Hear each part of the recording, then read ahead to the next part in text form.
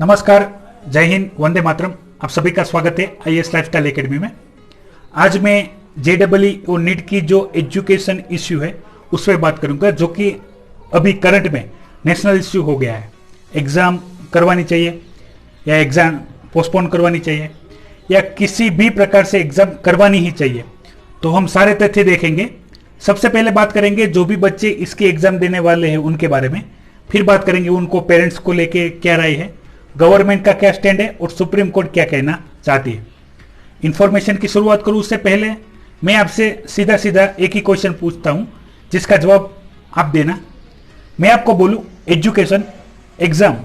और जो भी छात्र है उनका स्वास्थ्य और जीवन का यदि चुनाव करना है तो आप किसका चुनाव करेंगे? तो आप में से ज्यादातर का एक ही आंसर होगा, हम जीवन और स्वास्थ्य का चुनाव करेंगे। तो ऐसी बात है जो जेईई और नीट के एग्जाम जो बच्चे देने वाले हैं उनकी कंडीशन में। बारी बारी से पॉइंट समझते हैं। जो भी एजुकेशन इंस्टीट्यूट है जो चाहती है जेईई और नीट का एग्जाम होना चाहिए, ताकि बच्चों का जो एजुकेशन कैरियर है 1 साल का वो छूटे ना, तो उनके गाइडलाइंस के अनुसार जो भी बच्चे जेईई और नीट के एग्जाम देने वाले हैं, तो ऐसे बच्चों के लिए कोरोना वायरस का इन्फेक्शन ना फैले, इसके लिए mask, hand sanitiser, social distancing का पालन करते हुए एग्जाम सेंटर और बाकी सारी प्रिपरेशन की गई है, जहां पे SOP standard operating procedure follow करवाई जाएगी कि जिससे जो भी बच्चे एग्जाम देंगे उनके स्वास्थ्य को लेकर कोई भी चिंता ना रहे। पहले से ही सेंटर को सैनिटाइज किया जाएगा। लेकिन आप मुद्दे की बात समझिए, जितने भी एग्जाम सेंटर है, ठीक है, जो बच्चों के सिटी में ये एग्जाम है उनके अलावा जो बाकी स्टूडेंट है जो गांव से आएंगे, तो उनको तकरीबन 100 से 200 किलोमीटर ट्रैवल करके एग्जाम सेंटर पे आना होगा। महत्वपूर्ण बात समझ लीजिए, अभी जो ट्रेन है वो सुविधा उपलब्ध नहीं है, तो बच्चों को प्राइवेट व्हीकल करके, ठीक है, जो अफोर्ड कर सकते हैं जो बच्चे, उनके लिए नहीं कर सकते, तो आपने सुना होगा कि जो बच्चे के माता पिता होते हैं उसमें से जो भी पॉसिबल हो वो उनको बाइसिकल या बाइक लेके जाएंगे एग्जाम सेंटर तक। फिर जैसे उन्होंने बताया कि सोशल डिस्टेंसिंग का पालन होगा, लेकिन हालांकि कोरोना वायरस लॉकडाउन के बाद जितने भी एग्जाम कंडक्ट हुए हैं, तो आप देखिएगा उन सारे सेंटर पे बच्चे विथआउट सोशल डिस्टेंसिंग का पालन करते हुए एक साथ आते हैं। दूसरी चीज, एग्जाम सेंटर में आप जब बिठाओगे तो सोशल डिस्टेंसिंग का पालन होगा, लेकिन आपने देखा होगा बच्चों जो एग्जाम खत्म करके बाहर आते हैं तो एक साथ ही निकलते हैं जैसे वो नॉर्मली निकलते हैं। तो यहां पे आप सोशल डिस्टेंसिंग का पालन नहीं करवा सकते हो। दूसरी बात, अब जो भी बच्चे ट्रैवलिंग करके जा रहे हैं तो अपने घर से निकलने के बाद जो ट्रैवलिंग डिस्टेंस है उस ट्रैवलिंग डिस्टेंस में एग्जाम सेंटर पे पहुंचने के बाद, एग्जाम हो जाने के बाद और एग्जाम से घर आते ट्रैवलिंग करके जो बच्चे घर आएंगे वहां पे कौन से स्टेज में उनको कोरोना इन्फेक्शन लग जाएगा इसकी कोई गारंटी नहीं है। जैसे कि बताया तो ये भी जा रहा है एजुकेशन इंस्टीट्यूट के द्वारा कि ये सभी यंग बच्चे हैं जिनकी रोग प्रतिकारक शक्ति अच्छी है, उनको कोरोना से कोई प्रॉब्लम नहीं है। मान लेते हैं कोई दिक्कत नहीं है, उनकी जो भी इम्यूनिटी पावर है वो ज्यादा है,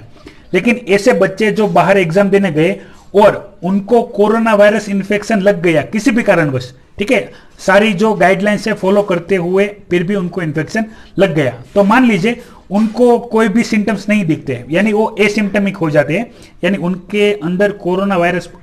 है, उनको इन्फेक्शन हो गया है, लेकिन ना तो उनको बुखार आता है ना तो सर्दी खांसी जुकाम ऐसे कोई भी सिम्टम्स दिखते हैं। लेकिन ऐसे बच्चे अपने घर पे जाएंगे जहां पे उनके माता पिता या दादा दादी जिनके साथ वो ज्वाइंट फैमिली में रहते हैं, इनके कारण उनको इन्फेक्शन लगेगा और उनको कोरोना वायरस की इन्फेक्शन होगी, कोरोना वायरस की बीमारी होगी। यदि एज्ड पीपल है और उनको पहले से ही कोई बीमारी है तो उनकी जान के लिए खतरा है, ठीक है, ये सबसे गौर करने वाली बात है। और इसका आधार मैं आपको देना चाहता हूं, हमारे जितने भी सेलिब्रिटी है या पॉलिटिशियन है उनको भी कोरोना वायरस हो गया है, सारी प्रोसीजर फॉलो करते हुए भी, सोशल डिस्टेंसिंग का पालन करते हुए भी। और भारत अभी विश्व में तीसरे नंबर पे है जहां पे पर डे 75,000 से भी ज्यादा कोरोना वायरस के केस आते हैं, सारी गाइडलाइंस फॉलो करते हुए भी। तो क्या गारंटी है जो भी बच्चे घर से निकल के जाएंगे एग्जाम देने में उनको कोरोना वायरस इन्फेक्शन नहीं होगा? दूसरी बात समझ लेते हैं, कि भाई ठीक है, चलो ये भी हो गया कि भाई 100 के 200 किलोमीटर जो भी ट्रैवल करना होगा, बच्चे अपने साथ हैंड सैनिटाइजर लेके जाएंगे, सारी गाइडलाइंस फॉलो करेंगे। फिर भी हम बात करते असम जैसे राज्यों की, जहां पे पहले से ही बाढ़ आ चुकी है और घर तक पानी पहुंच गया है, जहां पे 5 से 10 किलोमीटर भी डिस्टेंस ट्रैवलिंग करना मुश्किल है,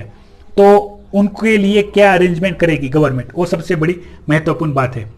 तो ये बात हो गई ऐसे ग्रुप की, जो कि छात्र और उनके पेरेंट्स जो भी प्रोटेस्ट कर रहे हैं कि कोरोना वायरस की वजह से हम एग्जाम को थोड़ा पोस्टपोन करने के लिए बोल रहे हैं, कैंसिल करने के लिए नहीं बोल रहे। बात करते हैं छात्रों की जो जेईई और नीट की एग्जाम देने वाले हैं उनकी। तो उनका सीधे सीधे यही राय है, हम एग्जाम देने से मना नहीं कर रहे, क्योंकि प्रिपरेशन हम 1 साल से ज्यादा कर रहे हैं और अभी एग्जाम हो जानी चाहिए थी, लेकिन कोरोना वायरस की वजह से जो पोस्टपोन भी हो रही है और अभी पोस्टपोन होगी, तो जब तक एग्जाम नहीं होगी तब तक बच्चों को पढ़ते रहना होगा, इसका भी प्रेशर बच्चों पे है। फिर भी बच्चों का यही कहना है कि भाई एग्जाम हो तो कोरोना वायरस का जो कंडीशन है, ठीक है, पूरे देश में एक समान नहीं है, कहीं ज्यादा है तो कहीं कम है, तो जहां पे कम है वहां पे आप अरेंजमेंट करके कुछ भी आप एग्जाम कंडक्ट करवा सकते हो, लेकिन जहां पे कोरोना वायरस के केसेस ज्यादा आ रहे हैं तो वहां पे आप कुछ स्पेशल अरेंजमेंट करवाओ, या तो कुछ दूसरी कोई भी सिस्टम फॉलो कराओ जिससे कोरोना वायरस का जो इम्पैक्ट है वो ना हो। अभी जैसे गवर्नमेंट का भी स्टैंड मैंने एक तो बताया आपको, सारी जो